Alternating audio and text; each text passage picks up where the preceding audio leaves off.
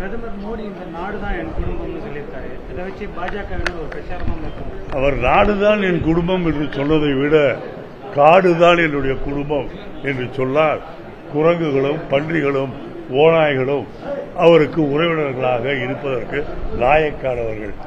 அவரை பொறுத்தவரையில் அடுத்த முறை தமிழ்நாட்டுக்கு வரும்போது தமிழக மக்களுடைய வரவேற்பு என்பது வேறு விதமாக இருக்கும்.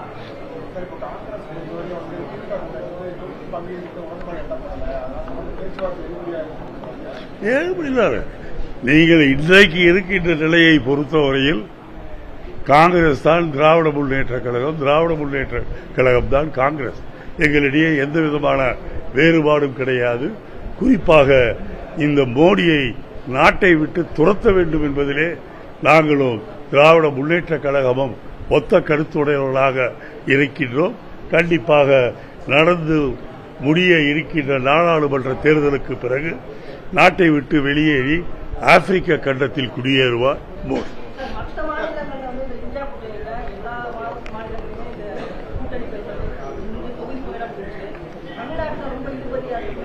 இல்லை, நான் ஏற்கனவே சொன்னபடி எங்களை பொறுத்தவரை கடந்த 5 தேர்தல்களை திராவிட முன்னேற்ற கழக கூட்டணியில் இருந்து நாங்கள் சந்தித்துக் கொண்டிருக்கின்றோம்.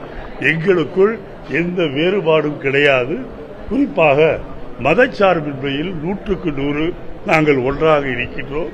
எங்களை பொறுத்தவரையில் தொகுதி பங்கீடு, எண்ணிக்கை பங்கீடு இதெல்லாம் பெரிய விஷயம் கிடையாது. மோடியை ஒழிப்பதுதான் எங்களுக்கு பெரிய விஷயம்.